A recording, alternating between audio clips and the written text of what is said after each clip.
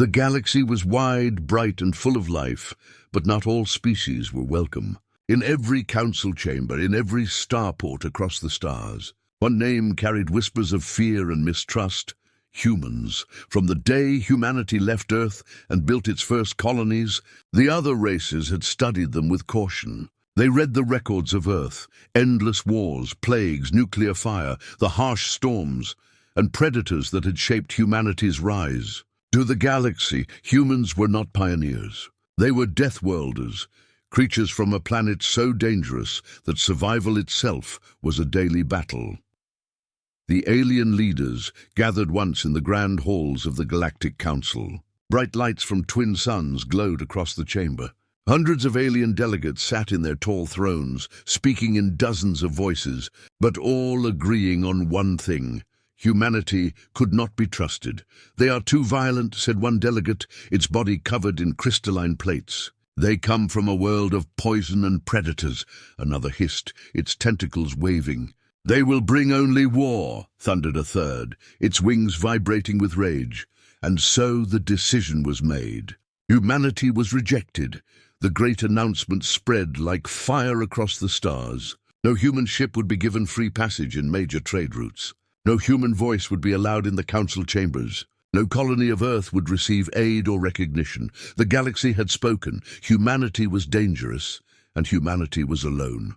On Earth, the news burned. Screens across cities showed the rejection, broadcast again and again. Some cursed the aliens for their arrogance.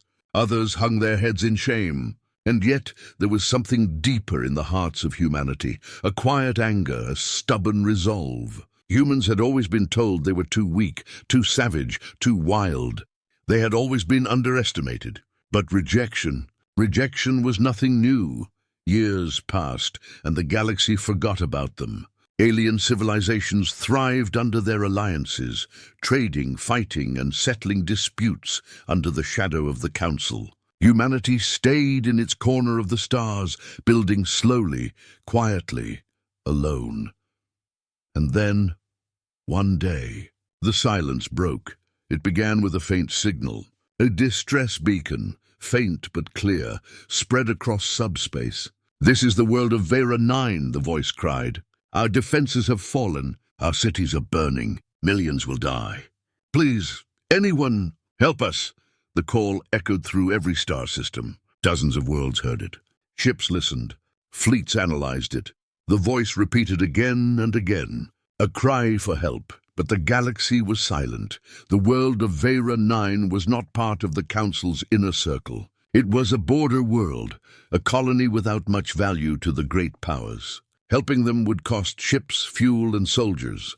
Worse, the attackers, marauders fierce and merciless, were feared by all. To face them meant losses, and the Council did not like losing. So, one by one, fleets ignored the call. Commanders looked away. Leaders shut down their communications. The voice cried on, weaker and weaker, drifting into silence. No one answered except when people did hear. On Earth, in a quiet control room far from the crowded galactic centers, human operators listened. The signal came through their old scanners, faint and cracked with static, but clear enough to understand. A world was dying. The room went still. Men and women leaned forward, listening. Some remembered how it felt to be ignored, how it felt to cry for help and hear nothing in return. Earth's history was filled with disasters, storms, famines, wars, where no one came to save them. Humanity had always had to save itself, but now, across the stars, someone else was calling. For a moment, the operators said nothing. Then one voice broke the silence. "They never wanted us. They hate us, but can we really ignore them?" In the days that followed, debates shook Earth's governments. Leaders argued in long halls. Why should we risk our ships? Why should we save a people who rejected us? Some said it was a trap, a trick to lure them into destruction. Others said it was not their problem. But outside the chambers, in the streets and colonies, voices rose. Pilots volunteered. Soldiers packed gear. Medics raised their hands. They remembered what it was like to be left behind, and they refused to do the same to others. And so, a decision was made. Across Earth and its colonies, the call went out. Ships were fueled, weapons were armed, fleets gathered. Not the largest fleet in the galaxy, not even close, but strong, determined, forged in fire and survival. Humanity would answer the call. Alien eyes across the galaxy widened as reports came in. Humans moving ships into the Vera sector? It cannot be. They were banned. They were rejected. They are too dangerous. They should not interfere. But it was true. For the first time since their exile from galactic affairs, humanity was on the move. Not for conquest, not for power, but to answer a cry that no one else dared. The galaxy had rejected humanity, but humanity had made its choice, and as the fleet of Deathworlders prepared to jump into the stars, a quiet fear spread through alien leaders, not fear of what the humans would destroy, but fear of what they might prove, that in the silence of rejection, only humanity would answer the call. The distress signal from Vera 9 played again and again in Earth's command halls. The voice was broken with static, but the desperation was clear. Our defenses have fallen. Millions will die. Please, anyone, help us. The galaxy had ignored it. The great fleets of the Council had stayed in their docks. No empire moved. No alliance stirred. They had decided it was not their problem. But on Earth, the words cut deep into human hearts. In the capital of the Terran Union, leaders argued in the council chamber. The air was heavy, filled with anger and fear. Some slammed their fists on tables. Others shouted warnings. Why should we help them? One minister said sharply, "Do you remember?" They laughed at us. They pushed us away. They closed their doors. And now they cry for help? Another stood and answered, her voice calm but firm. Yes, they rejected us. Yes, they called us monsters. But if we turn away now, then we prove them right. The chamber went silent. For a long moment, no one spoke. The rejection still burned in every heart. To risk human lives for those who despised them seemed like madness. But humanity had always lived with madness. They had faced storms, wars, plagues, predators, and survived. A commander of the fleet stepped forward, his voice steady. We are Deathworlders. That is what they call us. But what if being Deathworlders means we stand where no one else will? What if it means we are strong enough to fight when others are too afraid? The words spread through the chamber like fire. Slowly, heads nodded. The decision was made. The preparation across Earth and the colonies, orders spread. Old hangars lit up as ships were fueled. Docks filled with engineers welding, loading, and preparing. The human fleet was not the largest in the galaxy. Their ships were smaller, their numbers fewer. But each ship carried a spirit forged in fire. Crews moved quickly, united by one belief. They would not let Vera 9 fall in silence. Soldiers packed their gear. Some wrote messages to families unsure if they would return. Medics filled crates with supplies, bandages, plasma, antibiotics, everything they could carry. Pilots checked their fighters, running their hands over metal wings, as if touching an old friend. And in the streets, crowds gathered to watch the ships rise. Fathers saluted. Mothers whispered prayers. Children waved flags as thunder shook the ground from engines roaring to life. For many, this mission was not about Vera 9. It was about proving something greater, that humanity was not what the galaxy believed. That even in rejection they would choose to act. The doubt not all agreed. In dark rooms, voices whispered of danger. It's a trap, some said. The marauders will crush us. We will lose everything. Others feared the Council's reaction. If humanity interfered in galactic affairs, what punishment might come? But the answer from the people was clear. Humanity had always been alone. The Council had already rejected them. What more could they take away? Better to risk death in the stars than sit silent while millions perished. The departure at last, the fleet gathered above Earth. Dozens of ships hung in orbit, gleaming in the sunlight. Frigates, destroyers, carriers, all waiting. Their hulls bore scars of old battles, proof of survival. In the command ship Resolute, Captain Mara Ilian stood at the bridge window. Her eyes scanned the stars. Reports came in from every ship, engines primed, weapons ready, crews standing by. "All ships," she said into the comms, her voice calm and strong. "This is humanity's call to action. The galaxy rejected us, but today we answer a voice that no one else dared to hear. We do not fight for politics. We do not fight for recognition. We fight because it is right. Prepare for jump," her words echoed through every vessel. Crews cheered, engines roared, and then, one by one, the ships disappeared into the dark, leaping into the void toward Vera 9. The reaction across the galaxy, watchers stirred. Spies sent reports. The council chambers buzzed with panic. "The humans are moving," one delegate cried. "Impossible. They would not dare. They are breaking the law." Yet the reports were undeniable. The Death Worlders were coming. Some alien leaders laughed in scorn. "Fools, they will be destroyed." Others shifted uneasily. Deep inside, they wondered, what if the humans succeed? What will that mean for all of us? The journey in the long silence of space. The fleet traveled. Days passed. Soldiers drilled in the halls. Medics checked their supplies. Engineers tightened bolts and wires again and again. Fear was real, but so was determination. Stories spread among the crews. Old tales of Earth. How humans had survived winters that froze entire nations. How they had rebuilt after wars that burned their lands. How they had crossed oceans with nothing but sails and hope. "Why are we doing this?" a young pilot asked his commander. The old man smiled faintly. "Because when no one else will stand, humans do. That is who we are." The arrival at last, alarms rang. The fleet slowed as Vera 9 came into view. The planet was burning. Vast clouds of smoke and fire scarred the surface. Cities lay in ruins. In orbit, wreckage drifted, broken pieces of ships that had tried to resist and failed. And beneath it all, the distress beacon still pulsed, weak but steady. Like a heartbeat refusing to stop, the humans stared at the sight in silence. Rage filled their hearts, but so did resolve. Captain Mara gave her final order. "All ships prepare to descend. Humanity answers the call." The fleet surged forward. Lights blazed across their hulls as they entered orbit, ready to face whatever waited below. The galaxy had turned away. But now, humanity was here, and in that moment one truth became clear. Rejection had only made them stronger.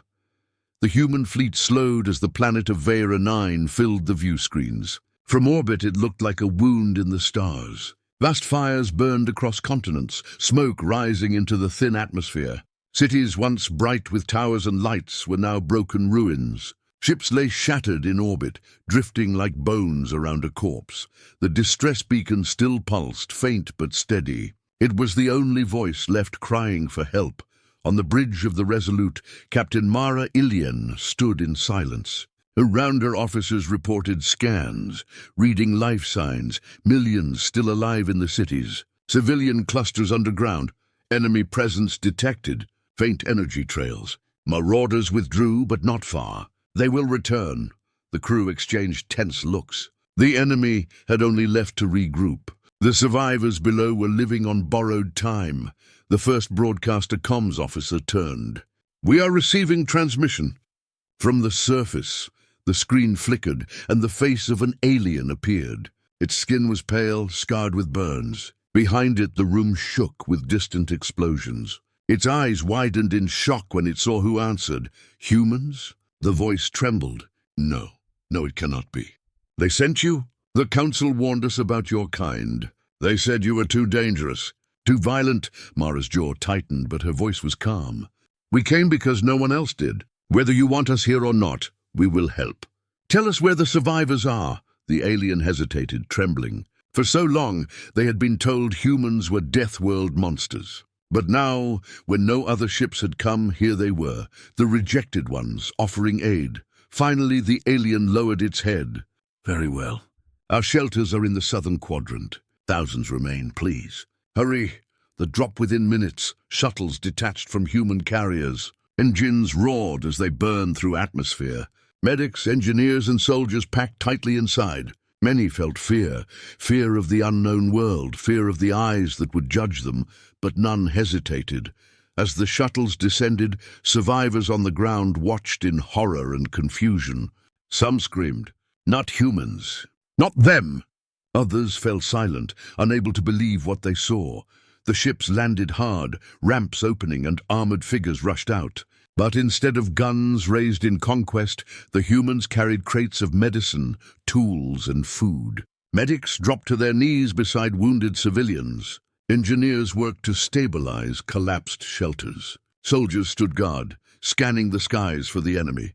The aliens stared. The monsters they feared were helping them. The whisper of fear still, suspicion clung to them. A young alien child cried when a human medic approached. The mother pulled the child back, whispering, "Don't touch them. They are dangerous." The medic paused, then gently lowered his helmet, revealing his human face. He smiled faintly and set down a ration pack. Slowly, carefully, he pushed it across the floor. "Eat. You need it more than I do." The child's eyes widened, then reached out. Hunger defeated fear. The first bite was taken, and the silence broke. One by one, the aliens began to accept the help. Reports to the Council far across the galaxy. Council chambers buzzed. Spies and satellites confirmed the truth. Humanity had landed on Vera 9. "They are interfering," shouted one delegate. "They were banned." Another shrieked. "This is illegal!" roared a third, but no amount of shouting could hide the fact. Humanity was there when no one else dared to be. Across the galactic networks, whispers began to spread. Citizens on distant worlds asked, "Why did no one answer? Why did the humans come instead of us?" The shame grew heavier with every passing hour. The shadow of return on Vera 9, human soldiers and alien survivors worked side by side, but peace did not last long. Scanners on orbiting ships screamed alarms. Enemy signatures detected, the officer reported. Captain Mara's eyes narrowed. "How many?" "Too many. Their fleet is regrouping. They are coming back to finish the job." The survivors on the ground trembled when they heard. "Leave, please. If you stay, they will destroy you too." But Mara only shook her head. "We will not run. If we leave, you all die. And if we die with you, then so be it." But humanity does not turn away. Her words spread like fire through the crews. Soldiers checked their rifles. Pilots strapped into fighters. Engineers reinforced shields. The humans had come not just to give aid, but to fight if needed. The glimpse of courage. In the shelters, the aliens watched with wide eyes. For years, they had feared humanity as beasts of violence. And yet here they were, choosing to stand and defend strangers who had once rejected them. One alien elder whispered, "They are not what we were told." Another, shaking, asked, "Then what are they?" The answer came from a young survivor, eyes shining as he watched human soldiers march toward the walls. "They are the only ones who came." The battle looms. Above the planet, the Marauder fleet began to emerge from the darkness. Ships larger, deadlier, and more numerous than humanity's. Weapons glowed red, hungry for destruction. On the bridge of the Resolute, alarms blared. Mara stood tall, hands gripping the rail. Around her, officers shouted reports, the tension thick as smoke. "All ships prepare for battle," she ordered. "Hold the line. Protect the planet." Humanity answers the call. Across the galaxy, billions watch the transmissions. For the first time in history, the outcasts of the Council, the feared Deathworlders, were standing as defenders. Whether they would survive or fall did not matter anymore. The galaxy had rejected humanity, but humanity had chosen to fight anyway. And as the first Marauder missiles streaked through space, the war for Vera 9 began. The first Marauder ships broke through the dark, their massive hulls glowing red like burning scars in the sky. From orbit, they looked like predators circling prey, their weapons charging with deadly light. On the bridge of the Resolute, alarms screamed. Red lights flashed across the consoles. The comms filled with voices from every ship in the fleet. "They outnumber us 3-1. Shields up, weapons primed." Enemy formation closing fast. Captain Mara Ilian stood calm in the chaos. Her eyes narrowed as she watched the display fill with hostile markers. She knew the truth. This was not a fair fight. But humans had never cared about fair fights. "All ships," she said into the comms, her voice steady. "We stand today because no one else would. We fight because no one else dared. Hold your ground. Protect the planet. Protect the survivors. Humanity does not turn away." Her words echoed into every ear across every ship. Crews straightened. Pilots gripped their controls tighter. Soldiers in hangars clenched their rifles. The galaxy had rejected them, but this battle would be their answer. The first clash, the Marauders struck first. Bright beams of plasma tore through the void, slamming into human shields. The Resolute shook as its hull absorbed the impact. Sparks rained across the bridge. "Shields at 70%, shouted an officer. "Return fire!" Mara ordered. Human ships unleashed their fury. Railguns fired streaks of glowing metal that tore into the Marauder front line. Missiles launched, leaving trails of fire in the darkness. Fighters screamed from carriers, darting between massive warships like angry hornets. The battle became a storm. Explosions lit the void. Fragments of metal drifted like falling stars. Humanity's strength. The Marauders expected humans to break. They expected fear, retreat, and surrender. Instead, they found defiance. Human pilots trained on the death world skies of Earth flew with insane precision.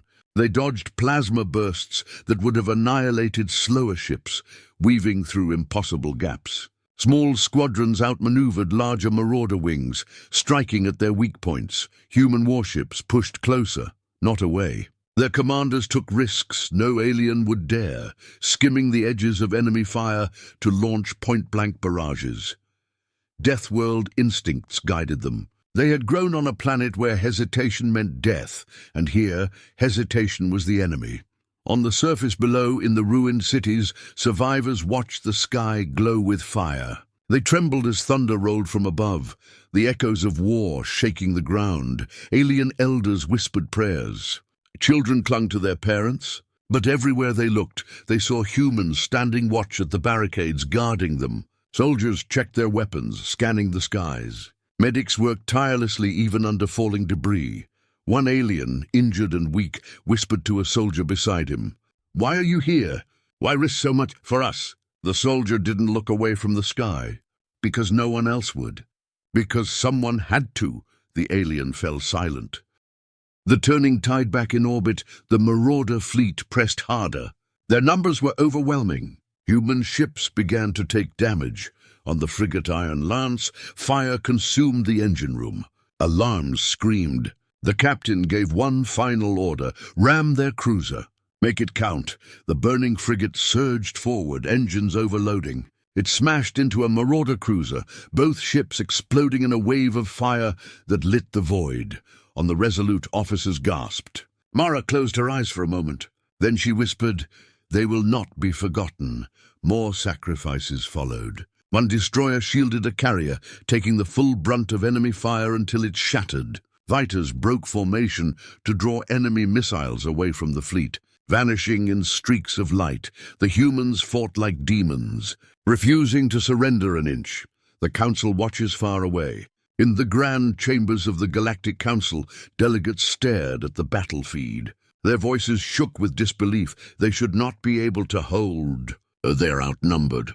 And yet they fight like this? No one else would dare face the Marauders so directly.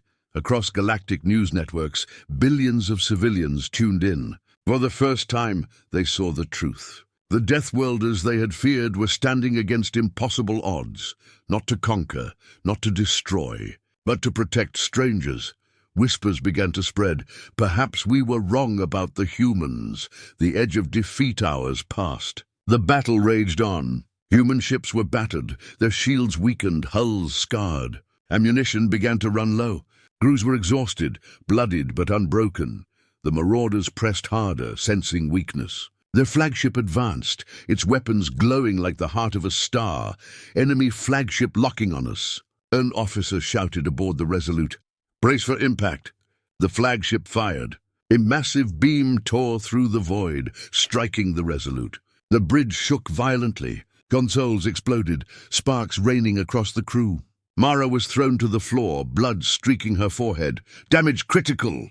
shouted another officer. Shields collapsing! For a moment, silence filled the bridge. The humans were on the edge of defeat, the spark of defiance, but then across the comms a voice rose. It was the captain of another ship, the Valiant. His words were ragged but fierce. Resolute, hold your ground. You are not alone. We fight together. Other voices joined in. Stand strong! For Vera 9! For humanity!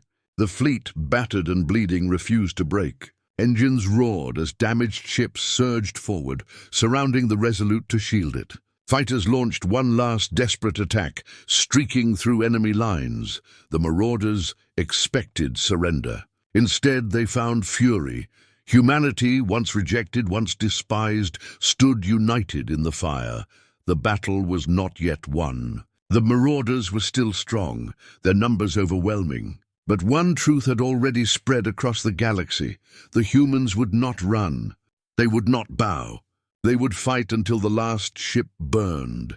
And in that moment, the galaxy finally began to understand what it meant to be Deathworlders. The void above Vera 9 burned like a second sun. Wreckage drifted in every direction, shattered hulls, broken wings, and burning debris. The human fleet fought on, but they were bleeding. The Marauder flagship loomed larger, its weapons glowing brighter, preparing for the final strike. On the Resolute, Captain Mara Ilian gripped the rail as sparks rained across the bridge. Her ship was shaking apart, shields collapsing. An officer cried, "Reactor overheating," shouted another. "We can't take another hit." Mara looked at her crew, faces pale, hands bloody, but eyes steady. They all knew the truth. Humanity stood on the edge of defeat, and yet no one broke. A desperate gamble, the Valiant, a battered cruiser on the fleet's edge, broke formation. Engines roared as it turned directly toward the Marauder flagship. On the comms, the voice of its captain rang out. "Resolute, pull back. We'll clear the path." Mara's eyes widened. "Valiant, don't," but it was too late. The Valiant surged forward, shields flaring as enemy fire tore into its hull. With its last strength, it rammed into the flagship's flank. The explosion lit the sky. A shockwave rippled across the void, tearing through Marauder formations. For one brief moment, their advance staggered. Silence filled the comms. Then a whisper. They broke the line. Humanity Strikes Back Mara seized the moment. "All ships, focus fire on their flagship. This is our chance." The fleet roared to life. Railguns fired in unison, pounding the flagship's wounded flank. Fighters swarmed, dropping payloads into exposed gaps in its armor. Missiles streaked through space, slamming into glowing engines. The Marauders fought back with fury, but the humans had tasted hope. They pressed harder, pushing closer, refusing to give the enemy time to recover. For the first time in the battle, the Marauders pulled back. On the ground in the shelters below, survivors watched the skies ignite. The ground shook with the echo of weapons far above. A young alien clung to her mother. Are they winning?" The mother's eyes were wide, filled with disbelief. "I do not know, but they are still fighting." Nearby, a wounded elder whispered, "They are Deathworlders, and yet they fight for us." The words spread like fire through the shelters. Fear began to turn into something else. Not trust, not yet, but a fragile spark of respect. The flagship falls back in orbit. The Marauder flagship reeled under human fire. Its hull cracked, explosions tearing open its armored plates. Enemy flagship losing control. An officer shouted on the Resolute, "Finish it!" Mara commanded. The battleship Iron Wrath moved forward, its main railgun charging. The crew worked in silence, sweat dripping down their faces. The weapon fired, a single shot glowing like a falling star. The round tore through the flagship's core. Light burst from within, and the ship erupted in a fireball so bright it outshone the stars. The Marauder fleet froze. Their leader was gone. For the first time, the enemy faltered. The cost, but victory did not come without pain. The human fleet was crippled. Dozens of ships destroyed. Thousands of lives lost. Survivors wept quietly as they listened to comms filled with static where voices had once been. On the Resolute, Mara stood tall despite her wounds. Her eyes burned with sorrow, but also pride. "They gave everything," she whispered. We will not let it be in vain. The remaining ships tightened formation. The marauders, leaderless and shaken, began to scatter. Humanity had turned the tide. The galaxy reacts. Across the galaxy, broadcasts spread the news. Millions watched in stunned silence as footage of the battle played. They saw human ships burning but refusing to retreat. They saw sacrifices that broke the marauder line. They saw Deathworlders protecting strangers who had once spat at them. In council halls, delegates sat frozen. For years, they had preached that humanity was too dangerous, too violent, and yet, while they had hidden, humanity had fought. Citizens across alien worlds began to whisper. Why did the council not act? Why did the humans do what no one else dared? The shame grew heavier. The final push. The marauder fleet broke into retreat. Human ships, battered but unyielding, pursued. Fighters hunted stragglers. Destroyers blasted fleeing cruisers. One by one, enemy ships exploded, until only wreckage remained. The battle was not just survival anymore. It was a message written in fire across the stars. Humanity would not be ignored. The aftermath on Vera 9, when the smoke cleared, shuttles descended again. This time, survivors did not shrink away. They rushed forward, weeping, reaching out. Humans helped them rise from the ashes. Medics treated wounds, soldiers carried supplies, engineers rebuilt broken shelters. The aliens looked at the humans with new eyes. Not monsters, not Deathworlders, but saviors. One alien elder, voice trembling, approached Captain Mara. We feared you, we rejected you, and yet you saved us. Why? Mara met his eyes. Because rejection does not change who we are. Humanity does not turn away. A new beginning in that moment. A story began to spread across the galaxy. Not of terror, not of fear, but of defiance, sacrifice, and mercy. The galaxy had rejected humanity. But when the call for help went unanswered, only humanity had risen. And though the council still trembled with fear, billions across the stars whispered a new name for Earth. The world that answered. The Battle of Vera 9 was over. The skies above the planet were filled with drifting wreckage, marauder hulks, shattered human ships, fragments glowing like falling embers against the stars. The void was quiet now, but that silence was heavy with memory. On the resolute Captain Mara Ilian stood at the viewport. Her uniform was torn, her face marked with cuts, but her eyes were steady. Around her, the bridge crew worked in silence. Every voice carried exhaustion. Every gesture carried grief. Status? She asked softly. Enemy destroyed, an officer answered. Survivors scattered. Our fleet, what remains of it, still holds orbit. The words were grim, but there was pride in them. Humanity had faced the storm and endured. The cost of victory. Across the fleet, lists of the fallen were read. Thousands of names scrolled across screens. Families would never see their loved ones again. Whole crews were gone, their ships reduced to dust, but for every name lost, millions on Vera 9 still lived. The shelters, once filled with hopeless cries, now echoed with voices of gratitude. Children who had once cowered from human faces now clung to them, their small hands gripping armored gloves. The aliens had believed humans were monsters. Now they called them protectors. The council in shame far away. In the grand chambers of the Galactic Council, silence ruled. Delegates watched the broadcasts in disbelief. The battle footage had spread across every world, carried by every news channel. Millions had seen the truth. A crystalline delegate broke the silence. They saved them. The humans. They disobeyed the ban, another hissed. They interfered where they were forbidden. And yet, a third whispered, they succeeded where we did not even try. Whispers rose among the citizens of the galaxy. On alien streets, in marketplaces, on spaceports, people spoke openly.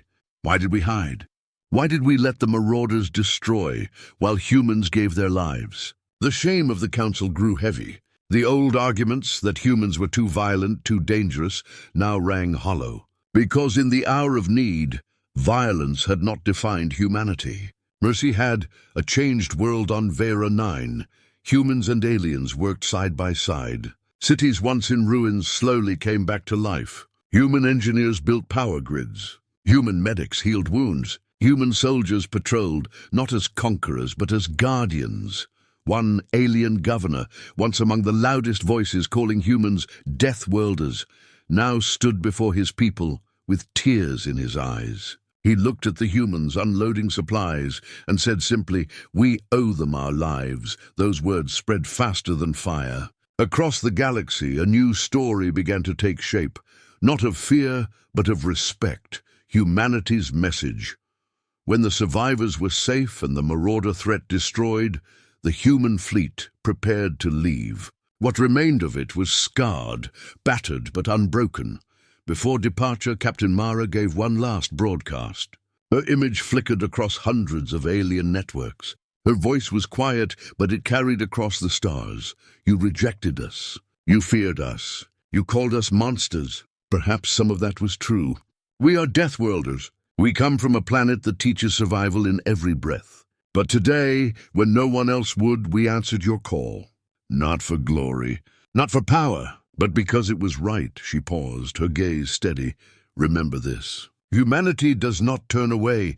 The reaction billions listened. On some worlds, tears fell. On others, shame burned. But everywhere, the message spread. The humans came when no one else would. Children on alien colonies whispered of human bravery. Soldiers from other races watched recordings of human pilots fighting against impossible odds. Leaders felt the weight of their people's questions pressing down on them. Why did the Deathworlders show mercy while we hid? The Council could not erase what had happened.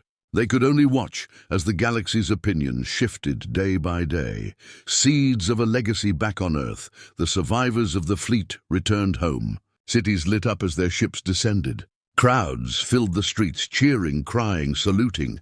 Every ship that landed carried both sorrow and triumph. Families embraced their loved ones. Flags waved high. The names of the fallen were carved into memorial walls that stretched for miles. And though Earth grieved, it also stood taller than ever before. Humanity had proven its worth not with conquest, but with sacrifice.